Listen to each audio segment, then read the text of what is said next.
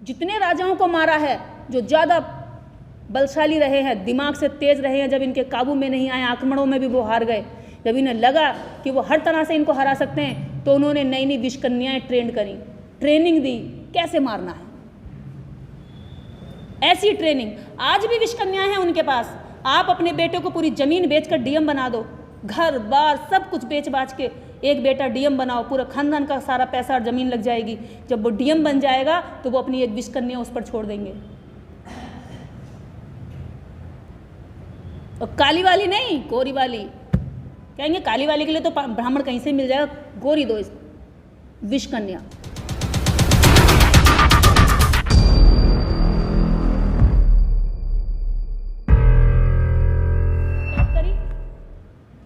जासूसी करी, देश लुटवाया और अपना हिस्सा लेकर के देश को बर्बाद होते देखते रहे। तो ये जो हमारे पास विष है, वो विष उन्होंने हमें दिया है और वो बहुत होशियारी से दिया है, लेकिन उस विष को हम जी रहे हैं, ये हमारी कहीं ना कहीं अज्ञानता और मूर्खता है। हम महिलाओं को, मैं घूम फिर के फिर महिलाओं पे आऊंगी, क्योंकि वो महिला बनकर उसने विष दिया था हमें, याद है? महिला बन के विष दिया था, क्योंकि पुरुष बन के आता तो मार बैठते, महिला बन के विष दिया था।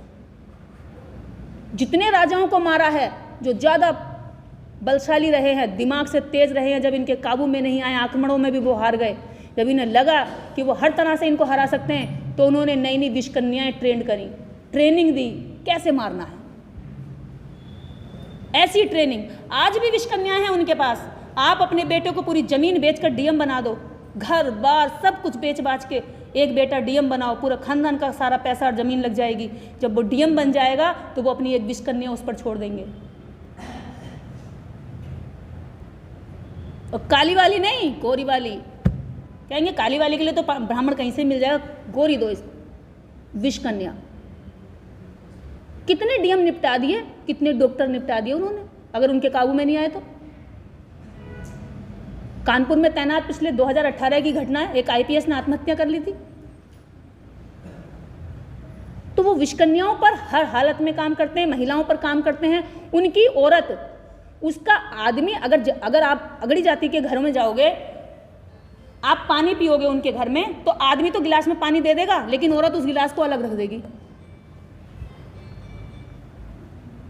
औरत उस गिलास को अलग रखेगी। अगर आप उनके नल पे पानी छू के पीना चाहोगे तो आदमी कुछ नहीं कहेगा, औरत उसको बाद में धोएगी। मैं बुंदेलखंड, झांसी, महोबा इधर रहकर आई। आज भी हमारे समाज की बेटियों को काला करके रखा जाता है। काला क्यों काला करके रखते हैं? मैं महोबा में रही थी 12 दिन, झांसी भी रही, 2-2, 3-3 दिन में हर जिले में रही है। 2018 की बात है, लंबी बात नहीं बता रही हूँ। वहाँ जिसके घर में मैं रुकी थी, वो दिन में लड़की काली थी, जब रात को मुझे खाना खिलाया तो उसके हाथों पे, उसके हाथ साफ थे और मुंह अभी भी काला था। मैंने कहा मुंह और तेरा हाथ में तो बहुत अंतर है, इधर आ। तो वो चली गई खाना देकर। उसकी माँ को हमने बोला कि ऐसा क्यों भाई, क्यों किया ये? बोले अगर बाहर पता चल गया कि हमारी छोरी सुंदर है तो हमारी मोड़ी को जो है फरमान आ जाओ। कैसा फरमान? हवेली पे भेज देना रात को। सोचिए, ये हमारी सच्चाई और औकात है। हम 4 मुट्ठी भर लोग अगर अच्छे सूट बूट पहन के कहीं बातें बना रहे हैं और हम सोच रहे हैं समाज बदल गया, देश में परिवर्तन आ गया, जातिवाद खत्म हो गया, तो अभी हम कुएं के मेंढक बराबर सोच रहे हैं। देश भर में अलग अलग स्टेट्स में, झारखंड, मैं जब झारखंड गई तो झारखंड में आज भी लोग चूहा मार कर खाते हैं। इतनी गरीबी है उन लोगों के पास, पत्तों की छाले तक उनको खानी पड़ती हैं। शहर में वो जिंदा नहीं रह सकते और उस जंगल में उनको खाने के लिए जब अनाज नहीं उगता है या प्राकृतिक आपदा आ जाती है, उनके पास नहीं होता है, क्योंकि उनके पास हमारे जैसे ट्यूबवेल नहीं होते हैं, नहरें नहीं होती है। बारिश पड़ती है तो खेती हो जाती, नहीं होती है तो नहीं होती। आज भी ये हमारे लोगों की असलियत है। अगर वो लोग पीछे हैं तो जिम्मेदारी किसकी बनती है उनको आगे लाने की?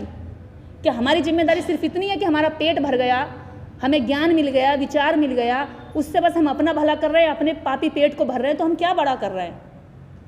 पेट तो पशु भी भर ही लेता है कहीं ना कहीं। कभी वो कोई उसको चारा ला कर डाल देगा तो ठीक है, नहीं डालेगा तो खूंटा तोड़ कर किसी खेत में चुग लेगा, पेट जरूर भरेगा। लेकिन वो केवल पेट भरने के लिए अगर हम जी रहे हैं तो हम अम्बेडकरवादी नहीं है। बाबा साहेब डॉक्टर अम्बेडकर इस जीवन में उनकी दो बातें उनकी तस्वीर में दिखाई देती हैं। एक तो आप गांधी जैसे मत दिखो, गांधी जैसे अपने लोगों को हमें ये सिखाना है। अगर आपको अम्बेडकर जैसा दिखना, बाबा साहेब सूट बूट में होते हैं, गांधी फटी लंगोट में होते हैं। जबकि गांधी एक बनिया का बेटा था, गांधी एक बिजनेस पर्सन का बेटा था, और डॉक्टर अम्बेडकर एक ऐसे बेटे थे जिनके पास में बहुत ज़्यादा पैसा नहीं था, लेकिन फिर भी वो अच्छा पहन कर रहते थे।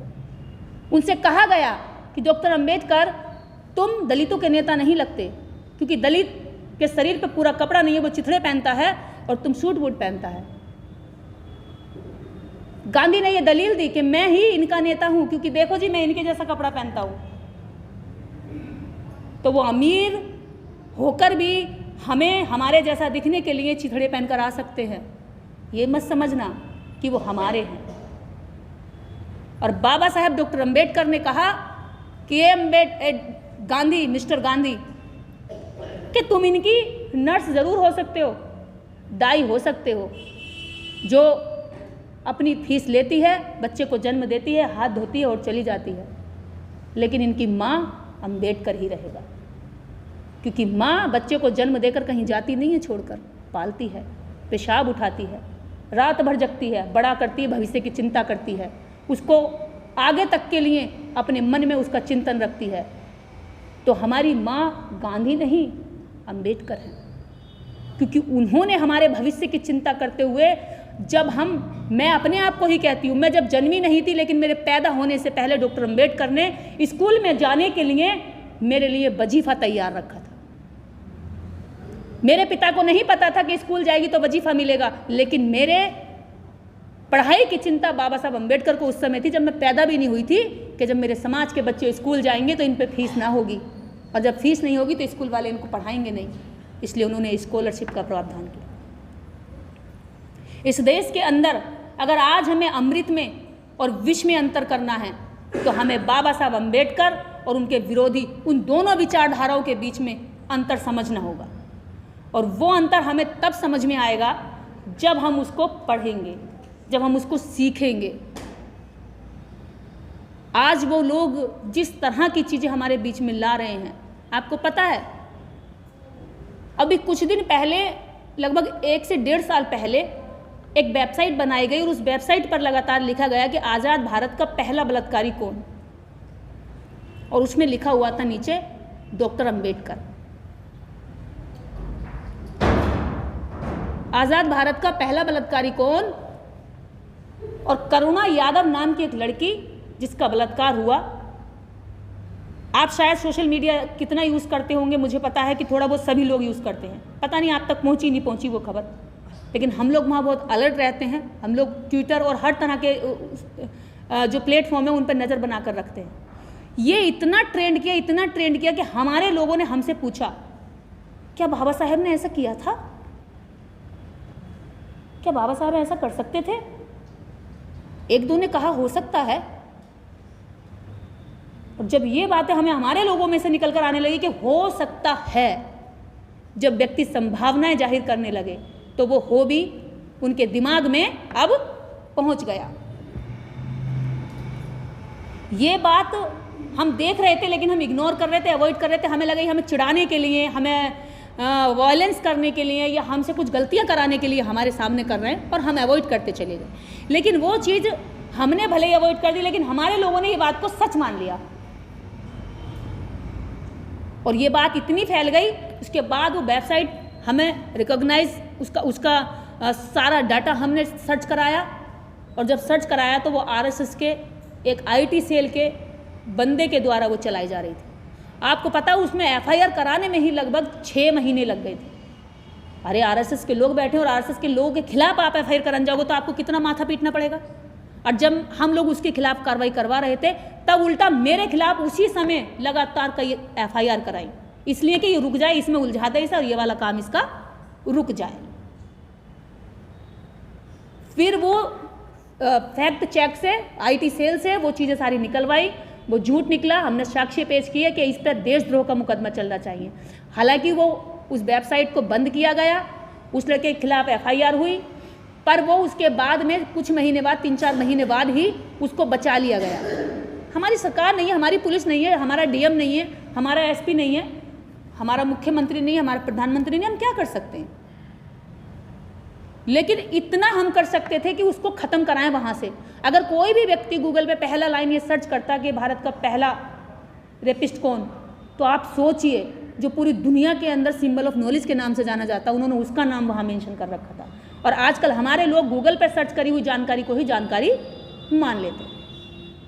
उन्हें लगता है गूगल दे रहा तो झूठ थोड़ी बोल रहा होगा, क्योंकि उन्होंने खुद पढ़ा नहीं होता है और गूगल को ही वो अपना माई बाप मान लेते हैं और उसी को सच मान लेते हैं। अभी आप लोगों का गूगल और इंटरनेट पर आप लोगों की ऐसी वेबसाइट नहीं है जो आपके महापुरुषों के बारे में डीपली लिख सके, बता सके।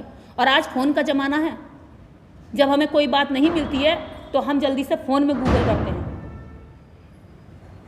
और जब हम फ़ोन में जाते हैं तो आपकी वेबसाइट का लिखा हुआ नहीं आता, क्योंकि आपकी तो है ही नहीं, उनका आता है।